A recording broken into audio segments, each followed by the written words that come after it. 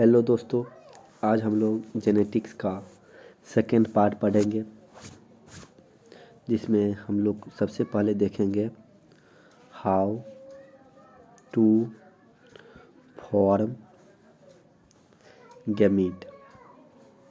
हम लोग गैमीट कैसे बनाते हैं, तो चलिए हम लोग देखते हैं हम लोग गैमीट कैसे बनाते हैं।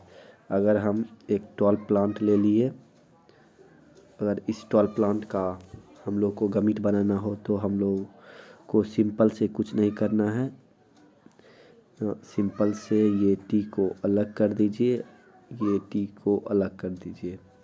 ये टॉल प्लांट का दो गैमीट हम लोगों ने बना लिया, एक कैपिटल टी और एक कैपिटल टी। कुछ नहीं करना है, बस दोनों को अलग करके लिख देना है।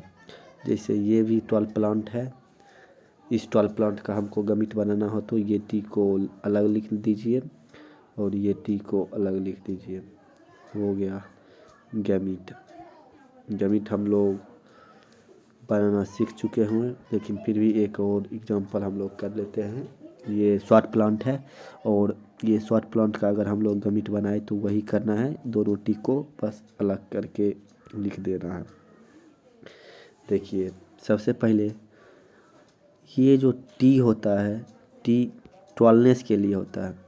कोई भी प्लांट टॉल है तो उसमें एक कैपिटल जीन जरूर होगा, ये बात आप लोग समझ ले। टी जो होता है टॉलनेस के लिए होता है और स्मॉल टी ड्वार्फ के लिए होता है। स्मॉल टी ड्वार्फ को रिप्रेजेंट करता है। होमोजाइगस, होमोजाइगस हम लोगों ने कल बात किया था। होमोजाइगस मतलब दोनों क्रोमोसोम जिसका बोथ अलील, जिसका दोनों अलील सेम हो। अगर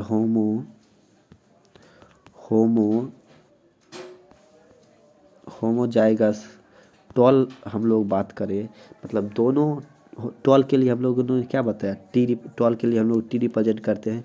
और होमोजाइगस है मतलब दोनों, ये एक अलील है और दोनों ये दूसरा अलील है, दोनों अलील होमोजाइगस की वजह से सेम होगा, तो ये होमोजाइगस टॉल हो गया।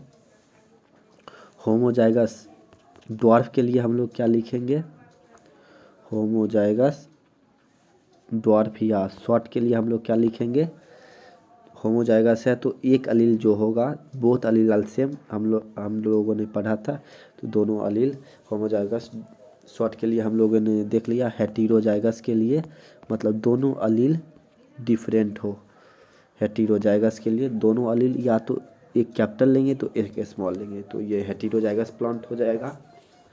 तो हम लोगों ने गैमीट बनाना सीख लिया। तो एक दिन सुबह सुबह मेंडल गया, बोला कि आज हम प्लांट के कैरेक्टर के बारे में पढ़ेंगे कि कौन सा कैरेक्टर डोमिनेंट है और कौन सा कैरेक्टर ड्वार्फ रिसेसिव है। तो उसने देखा एक प्लांट में तो बहुत सारे कैरेक्टर थे, उसकी हाइट थी, उसकी फ्लावर थी, उसकी सीड थी, उसके फ्रूट थे, उसके रूट थे। तो उसने बोला हम इतना कैरेक्टर को नहीं पढ़ेंगे, हम सिर्फ 7 ही कैरेक्टर को पढ़ेंगे। तो देख लीजिए वो 7 कैरेक्टर जो मेंडल पी प्लांट में कैरेक्टर जो नोट किया, वो 7 pair of constructing trait in P plant, जो 7 पेयर पी प्लांट में मेंडल ने लिया था, हम वो देख लेते हैं। तो सबसे पहले उसने कैरेक्टर में पहला कैरेक्टर प्लांट हाइट की बात की। प्लांट हाइट में बोला जो प्लांट ज़्यादा लंबा होगा वो प्लांट डी से डोमिनेंट, आप लोग समझ लीजिए, आर से रिसेसिव समझ लीजिए। जो प्लांट ज़्यादा लंबा होगा वो प्लांट डोमिनेंट होगा। तो हम लोग को टॉल प्लांट चाहिए, सीधा से आप लोग याद रखिए, जो चीज़ हमको चाहिए वो डोमिनेंट होता है और जो चीज़ हमें नहीं चाहिए वो रिसेसिव होता है। प्लांट की हाइट में हमें लंबा प्लांट चाहिए तो टॉल डोमिनेंट हो गया, हमें छोटा प्लांट नहीं चाहिए तो ड्वार्फ रिसेसिव कैरेक्टर हो गया। प्लांट हाइट में tall dominant dwarf recessive character, यहाँ तक आप लोग समझ गए। अब हम लोग प्लांट फ्लावर की बात करते हैं।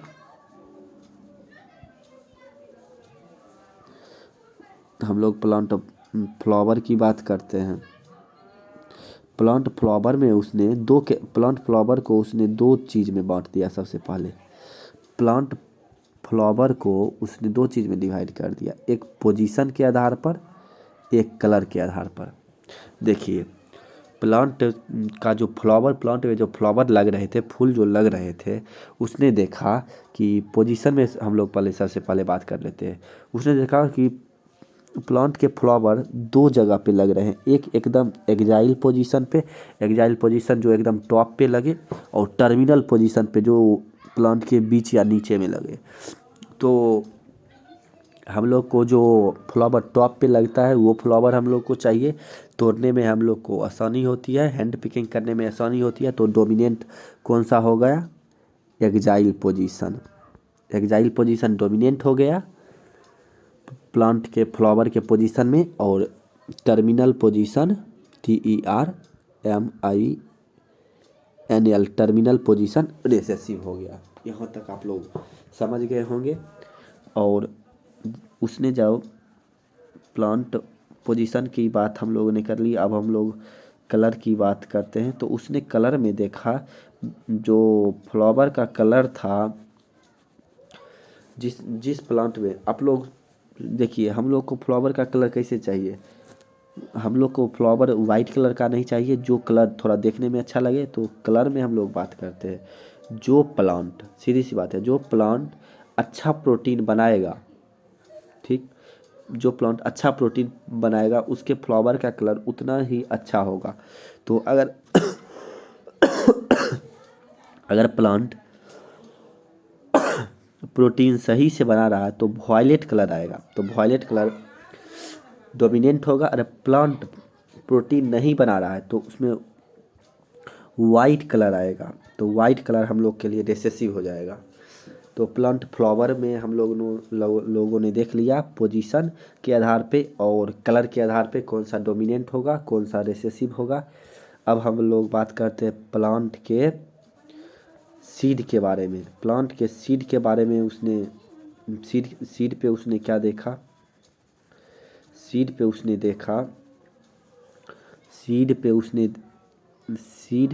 देखा कि सीड में भी उसने दो कैरेक्टर को देखा। पहला कैरेक्टर था सीड का कलर कौन सा है और सीड का शेप कौन सा है। तो seed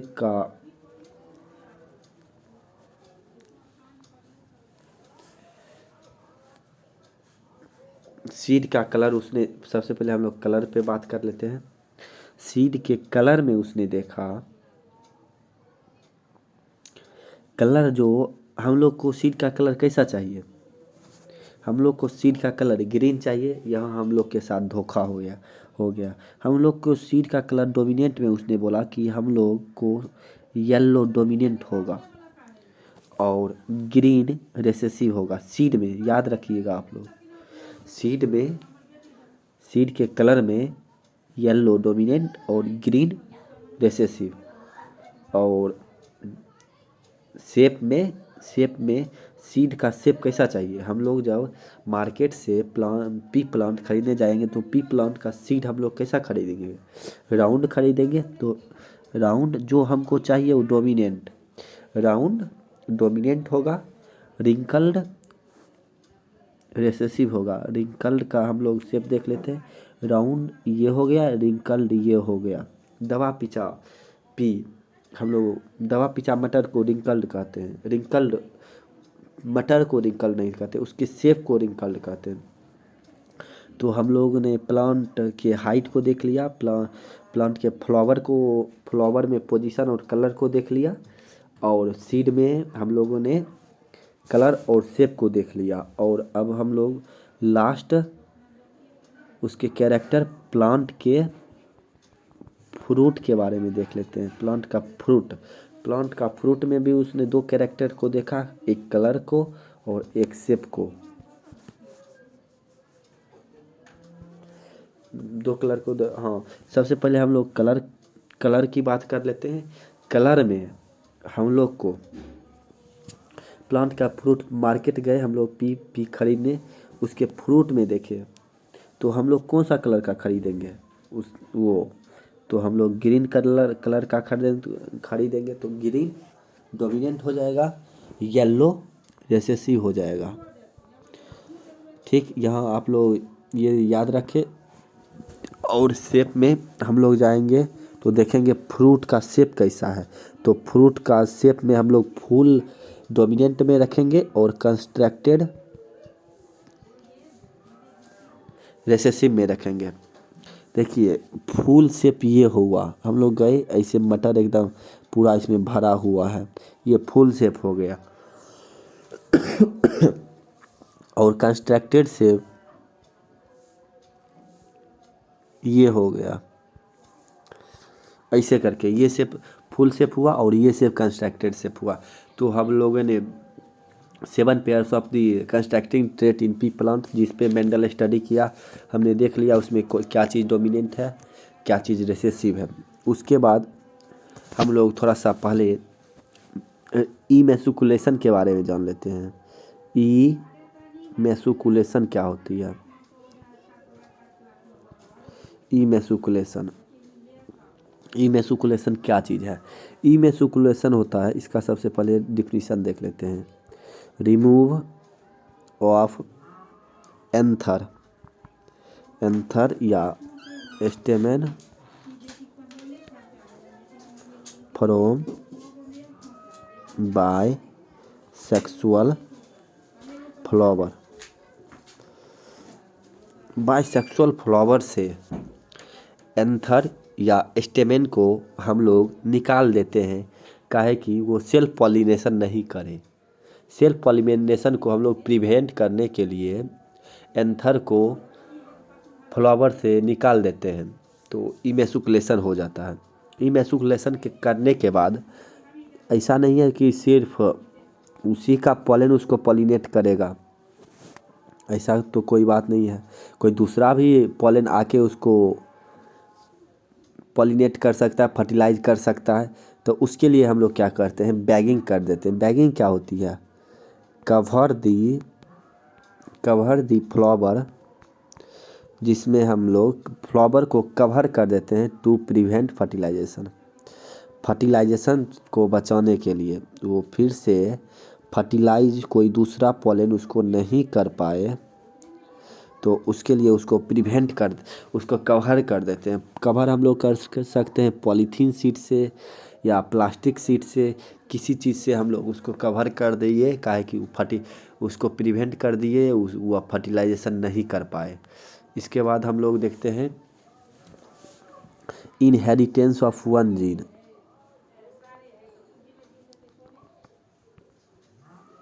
inheritance of one gene में आप लोग क्या समझते हैं? इनहेरिटेंस ऑफ वन जीन होता है study on single gene. Inheritance of one gene mean मतलब स्टडी ऑन सिंगल जीन।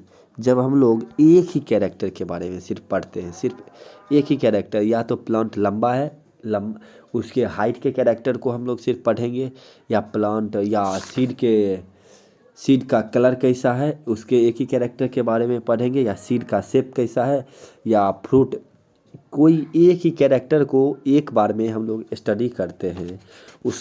उसमें हो गया इनहेरिटेंस ऑफ वन जीन, मतलब स्टडी ऑन सिंगल जीन। इसी को हम लोग मोनो हाइब्रिड भी कहते हैं। मोनो हाइब्रिड मतलब study on a single gene. आप लोग समझ गए? तो मोनो हाइब्रिड में हम लोग देख लेते हैं, आप लोग को गमिट फॉर्मेशन आता है। आइए हम लोग थोड़ा सा फर्टिलाइजेशन देख लेते हैं प्लांट में कैसे होता है मोनो हाइब्रिड। जैसे हम लोग 1-2 प्लांट लेते हैं, ये प्लांट टॉल प्लांट लिए, हमने बताया कि टी टॉलनेस को दर्शाता है कैपिटल टी, और स्मॉल टी डॉर्फ को दिखलाता है। ये टॉल है मतलब प्लांट टॉल होगा, ये डॉर्फ जीन है, ये डॉर्फ जीन है, तो प्लांट डॉर्फ होगा। तो ये एक टॉल प्लांट को और एक डॉर्फ प्लांट को लेकर हमने आपस में क्रॉसिंग करवा दिया। इस क्रॉसिंग करवाएंगे। इस क्रॉसिंग करवाने में सबसे पहले हम लोग गैमीट बनाएंगे। ठीक, यहाँ आप लोग ये समझ रहे हैं, हम लोग गैमीट बनाएंगे। गैमीट यहाँ से बनाएंगे। गैमीट बनाने में हमने आपको बताया था सिर्फ जीन को अलग करके लिख देना है। यहाँ लिखेंगे गैमीट फॉर्मेशन, गैमीट फॉर्मेशन लिख देंगे। जीन को, दोनों जीन को अलग करके लिख देना है। ठीक, देखिए आप लोग एक बात याद रखिए, जब दोनों जीन सेम हो, देखिए ये भी कैपिटल टी है, ये भी कैपिटल टी है, ये भी स्मॉल टी है। इस ये प्लांट का जीन देखिए, जब एक प्लांट, ये भी स्मॉल टी है, तब दोनों जीन आपस में सेम हो, होमोलोगस हो, तो हम लोग दो जीन नहीं लिखकर सिर्फ एक ही जीन लिखते हैं। तो ये हम लोग मिटा देंगे, क्या कि दोनों जीन सेम था। ये हम लोग यहाँ से एक मिटा देंगे। ये हम लोग को ये दोनों, ये 12 प्लांट का और ये शॉर्ट प्लांट का जीन हम लोग को मिल गया।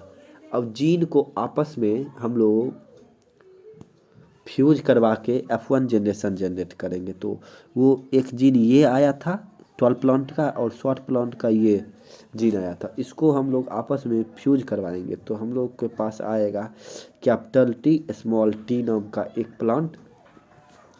ये हम लोग के पास प्लांट आ गया, ये F1 जनरेशन आ गया। अब हम लोग जानते हैं कि F1 जनरेशन होता क्या है। देखिए, दो प्लांट को आपस में हमने क्रॉस करवाया, जो हमें प्लांट प्राप्त हुआ वो F1 जनरेशन हो गया। F1 जनरेशन में देखिए, ये प्लांट टॉल होगा कि डॉर्फ। पहले सबसे पहले ये होमोजाइगस है या हेटेरोजाइगस। ये हेटेरोजाइगस कंडीशन है। हेटेरोजाइगस कंडीशन कैसे है कि दोनों अलील सेम नहीं है, डिफरेंट है। एक कैपिटल टी है, एक स्मॉल टी है, दोनों अलील डिफरेंट है, तो ये हेटेरोजाइगस कंडीशन है। अब हेटेरोजाइगस कंडीशन है तो ये प्लांट जो बना कैपिटल टी और स्मॉल टी से, ये शॉर्ट होगा कि टॉल होगा। तो हमने क्या बताया था, कैपिटल टी और स्मॉल टी प्लांट की हाइट में हमने देखा था कि कैपिटल टी जो होता है टॉलनेस को दर्शाता है और स्मॉल टी ड्वार्फनेस को दर्शाता है। जहाँ की कैपिटल टी टॉल था और डोमिनेंट था, तो डोमिनेंट का कैरेक्टर उसके ऑफ स्पेलिंग में जाएगा। तो जो इसमें F1 जनरेशन का प्लांट होगा वो ऑल प्लांट टॉल होगा।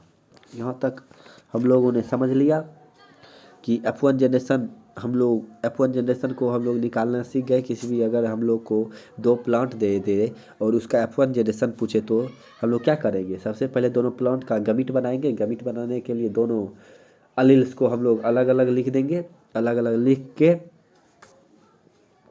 क्या करेंगे, जो अलील अगर सेम, प्लांट के अलील अगर सेम हुए और गैमीट सेम है तो एक गैमीट को हम लोग मिटा देंगे, एक ही गैमीट रहेगा, और दोनों को आपस में क्रॉस करवा के देख लेंगे कि वो टॉल बनेगा या शॉर्ट बनेगा कि क्या बनेगा, वो हम लोग देख लेंगे।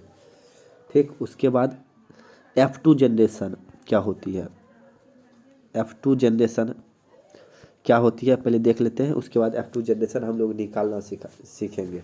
F2 जनरेशन होती है जो F1 जनरेशन का, F1 जनरेशन जो था उसका अब हमें ऑफ स्पेलिंग बनाना है।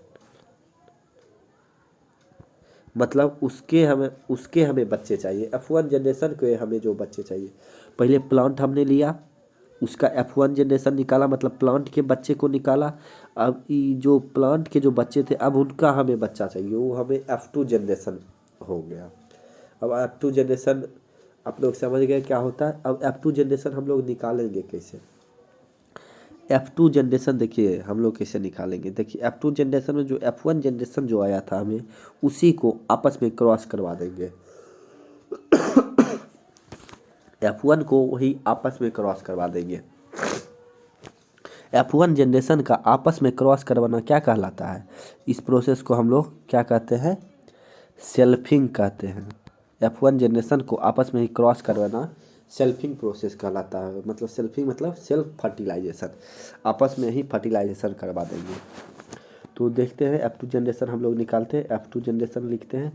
तो F1 जनरेशन में हमको क्या आया था, कैपिटल टी स्मॉल टी नाम का गैमीट का प्लांट आया था। इसी को हम लोग आपस में कैपिटल टी स्मॉल टी से ही क्रॉस करवाएंगे। जब हम क्रॉस करवाते हैं सबसे पहले यहाँ से हम लोग गैमिट बनाते हैं। इसका गैमिट बनाएंगे तो आएगा कैपिटल टी, और इसका गैमिट बनाएंगे तो एक एक गैमिट आया कैपिटल टी, एक गैमिट आया स्मॉल टी। इसका गैमिट बनाएंगे तो एक गैमिट हम लोग को आ गया ये प्लांट का गैमिट एक आ गया कैपिटल टी, और एक गैमिट आ जाएगा स्मॉल टी।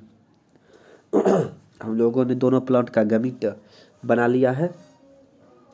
अब जब हम लोगों ने गैमिट बना लिया तो देख लेंगे गैमिट आपस में होमोलोगस है कि हेटेरो हो जाएगा से या हेटेरोजाइगस। तो हम लोगों ने देखा कि दोनों गैमिट आपस में हेटेरोजाइगस है। देखिए यहाँ आपस में capital T small T same नहीं है। क्या बोला था, जब सेम हो तो हम लोग को इरेज करना है, अगर सेम नहीं हो तो हम लोग गैमिट को ऐसे रहने देंगे। गैमिट को अब हम लोग गैमिट बना लिए, अब गैमिट का आपस में हम लोग क्रॉस करवाएंगे। देखिए अब हम लोग के पास 4 गैमिट आ गया। एक कैपिटल ये प्लांट का 2 गैमिट आया था कैपिटल टी स्मॉल टी, और ये प्लांट कैपिटल टी दोनों को जब आपस में हम क्रॉस करवाए थे तो गैमिट जब बनाए थे तो ये 2 गैमिट इसका 2 गैमिट इसका 4 गैमिट आ गया। यहाँ पे मेंडल को अब कन्फ्यूजन हो गया। उसने F1 जनरेशन में जब 2 गैमिट आया था तो उसने क्रॉस करवा लिया, जब 4 गैमिट आया तो वो कन्फ्यूजन में पड़ गया। तो अब हम लोग इसको कैसे क्रॉस करवाएं, तो उसने उसके बाद एक ब्रिटिश जेनेटिक्स के पास गया जिनका नाम था पुनीत के पास वो गया। पुनीत को बोला कि मेरे पास 4 गैमिट आ गया है, इसको हम क्रॉस करवाना चाहते हैं, कैसे। तो उसने पुनीत स्क्वायर उसे बताया कि पुनीत स्क्वायर बनाओ, वहाँ पे तुम गैमिट को क्रॉस करवाओ। तो उसने पुनीत स्क्वायर बनाया और गैमिट को आपस में क्रॉस करवाया। देखिए हम लोग क्रॉस कैसे करते हैं। सबसे पहले ये कैपिटल टी को इसके साथ क्रॉस करना है, तो हम लोग के पास आ जाएगा कैपिटल टी, फिर इसी कैपिटल टी को इसके साथ क्रॉस करना है, तो हम लोग के पास आ जाएगा कैपिटल टी स्मॉल टी, फिर ये स्मॉल टी को इसके साथ क्रॉस करना है। ये कैपिटल टी का बात ख़त्म हो गया, ये कैपिटल टी का हमने दोनों के साथ क्रॉस करवा दिया है। अब ये स्मॉल टी का क्रॉस हम लोग फिर से इसके साथ कराएंगे, तो आ जाएगा कैपिटल टी स्मॉल टी, और अब हम लास्ट में ये स्मॉल टी को फिर इसके साथ क्रॉस करवाना है, तो स्मॉल टी। तो फाइनली हमारे पास रिजल्ट क्या आ जाएगा, capital T small T, capital T small T, small T. तो 4 आ गए। तो इसमें हम लोग देख लेते हैं ये प्लांट हम लोग का कैसा बनेगा। ये प्लांट ये होमोजाइगस कंडीशन है तो प्लांट टॉल बनेगा। होमोजाइगस टॉल प्लांट बनेगा। ये देखिए हेटेरोजाइगस कंडीशन है, ये हेटेरोजाइगस कंडीशन है, ये होमोजाइगस कंडीशन है। होमोजाइगस में इसमें ड्वार्फ बनेगा। अब ये हेटेरोजाइगस कंडीशन है तो इसमें हम लोग देखेंगे हमेशा कैपिटल टी स्मॉल टी पे डोमिनेट करता है, तो डोमिनेंट का कैरेक्टर ऑफ स्प्रिंग में हम लोग लिखेंगे, तो ये भी प्लांट टॉल बनेगा। अब ये भी प्लांट टॉल बनेगा। तो F2 जनरेशन में हमने देख लिया, हम मेरे पास 3 प्लांट टॉल आए और 1 प्लांट ड्वार्फ आए। तो F2 जनरेशन में फेनोटिपिक रेशियो आप लोग अब लिख सकते हैं। फेनोटिपिक आपको याद होगा तो फेनोटिपिक होता है आउटर स्ट्रक्चर में हमने देखा कि एक प्लांट टॉल आया और दूसरा प्लांट ड्वार्फ आया। तो टॉल और ड्वार्फ हमने आउटर स्ट्रक्चर देखा प्लांट का। तो टॉल कितने प्लांट आए, 3 प्लांट टॉल आए थे हम लोग के पास और 1 प्लांट ड्वार्फ आया था। तो 3:1 हो गया फेनोटिपिक रेशियो। और अब जेनोटिपिक रेशियो देख लेते हैं। जेनोटिपिक रेशियो में हम लोग को जेनेटिक मेकअप प्लांट का देखना पड़ता है। जेनेटिक मेकअप देखते हैं। जेनेटिक मेकअप यही था, एक टी इंस्टू टी, तीन ही जेनेटिक मेकअप हम लोग के पास आया था। तो इनका रेशियो था, एक प्लांट ये जेनेटिक मेकअप के थे, दो प्लांट ये जेनेटिक मेकअप के थे, और एक प्लांट ये जेनेटिक मेकअप के थे। तो 1:2:1 आया जेनोटिपिक रेशियो। जेनोटिपिक रेशियो के बाद हम लोग 1:2:1 लिखने के बाद 1 यहाँ पे हम लोग का होमोजाइगस टॉल था, और 2:1 हेटेरोजाइगस टॉल था, और ये होमोजाइगस डॉर्फ था। यहाँ तक आप लोग समझ गए हैं। तो आगे हम लोग आज एक मेंडल का फर्स्ट लॉ पढ़ लेते हैं। मेंडल का फर्स्ट लॉ क्या था? मेंडल ने अपने लाइफ में 3 लॉ दिया जेनेटिक्स को रिलेटेड। मेंडल का फर्स्ट लॉ था law of dominance. Law of dominance का स्टेटमेंट क्या था? पहले हम लोग स्टेटमेंट देख लेते हैं। पहला स्टेटमेंट था character are controlled by factor और gene.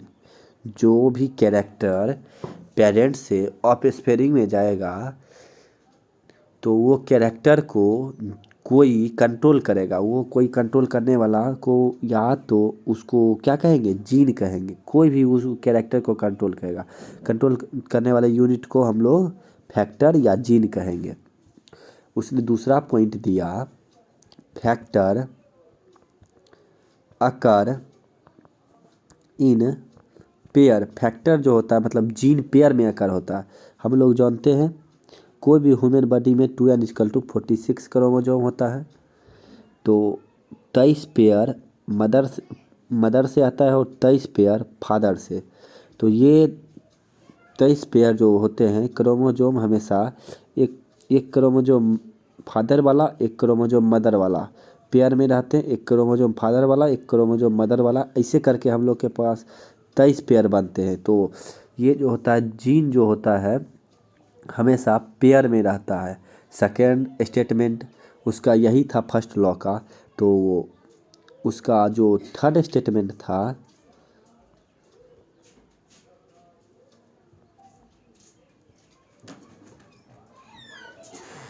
In case of dissimilar factor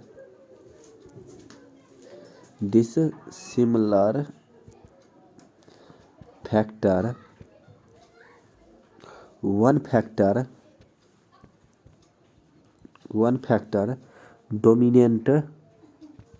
dominance the other.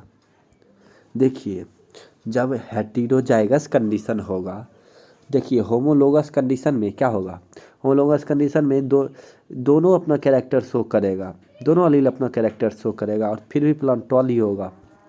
और हेटेरोजाइगस कंडीशन में क्या होगा? एक जब हेटेरोजाइगस कंडीशन होगा, एक जो फैक्टर होगा दोनों में से एक फैक्टर किसी के ऊपर डोमिनेट करता है। ये बात हम लोग जानते हैं। बस यही बात उसने बोला है। In case of dissimilar factor के केस में one factor dominance the other factor, capital T small T पे डोमिनेंस रहेगा।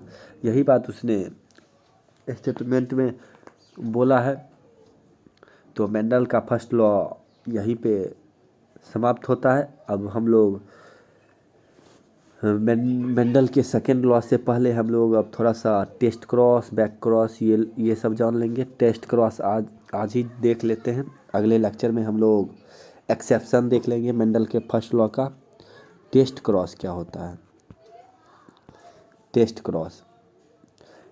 क्रॉस देखिए कितनी गंदी बात है। F1 जनरेशन को जब हम उसके रेसेसिव पेरेंट्स के साथ क्रॉस करवा देते हैं। F1 जनरेशन के जो भी प्लांट आए थे उसको फिर से हम रेसेसिव पेरेंट्स के साथ क्रॉस करवा देते हैं, तो वो टेस्ट क्रॉस कहलाता है। टेस्ट क्रॉस कहलाता है। टेस्ट क्रॉस, एक क्वेश्चन यहाँ से आता है, टेस्ट क्रॉस हम लोग करते का है? टेस्ट क्रॉस हम लोग प्लांट का जेनेटिक मेकअप जानने के लिए करते हैं। जेनेटिक मेकअप उसका कैसा है वो, जैसे देख लीजिए ये भी प्लांट टॉल होगा और ये भी प्लांट टॉल होगा, पर हमें पता नहीं होगा कि उसका जेनेटिक मेकअप ये है टॉल वाले का या ये है। तो यही हम जेनेटिक मेकअप जानने के लिए टेस्ट क्रॉस करते हैं। जैसे ये क्रॉस हम लोग करवाए, इसके गैमीट बनाए, गैमीट बन गया। इसका F1 जनरेशन में दोनों सेम गैमीट था, तो एक को हम लोग हटा देंगे। इसका F1 जनरेशन में ये दोनों गैमीट आपस में फ्यूज करेंगे तो F1 जनरेशन ये आया, देख लीजिए ये F1 जनरेशन है। अब देखिए ये हम लोग के डोमिनेंट, देखिए पेरेंट्स में डोमिनेंट कौन से हैं? देखिए कैपिटल T हमेशा डोमिनेंट होता है, ये डोमिनेंट है इस पे। तो टेस्ट क्रॉस क्या कहता है? F1 जनरेशन को रेसेसिव पेरेंट के साथ क्रॉस करवा देंगे। F1 जनरेशन को रेसेसिव पेरेंट के साथ क्रॉस करा देंगे। तो देखिए आते हैं हमें लोग F1 जनरेशन को रेसेसिव पेरेंट के साथ क्रॉस करवाते हैं और देखते हैं क्या होता है। Capital T small t F1 generation था, इसको हम लोग रेसेसिव पेरेंट्स स्मॉल t के साथ, ये टॉल प्लांट को रेसेसिव पेरेंट्स डॉर्फ प्लांट के साथ क्रॉस करवा रहे हैं। देखिए तो इसका गैमीट बनाएंगे कैपिटल T, इसका गैमीट स्मॉल t, इसका गैमीट स्मॉल t, इसका भी स्मॉल t होगा। तो हम लोग एक ही गैमीट लिखेंगे। अब हम लोग क्रॉस करवाएंगे तो देखेंगे क्या आता है। देखिए जब इसको इसके साथ एक बार इसको इसके साथ करवाएंगे, क्या आएगा? कैपिटल T स्मॉल t, इसको फिर इसका बात ख़त्म और इसको इसके साथ, तो आएगा हम लोग के पास स्मॉल t। हम लोग के पास दो गैमीट आ गया, कैपिटल T स्मॉल t। तो इस दोनों का रेशियो देखिए,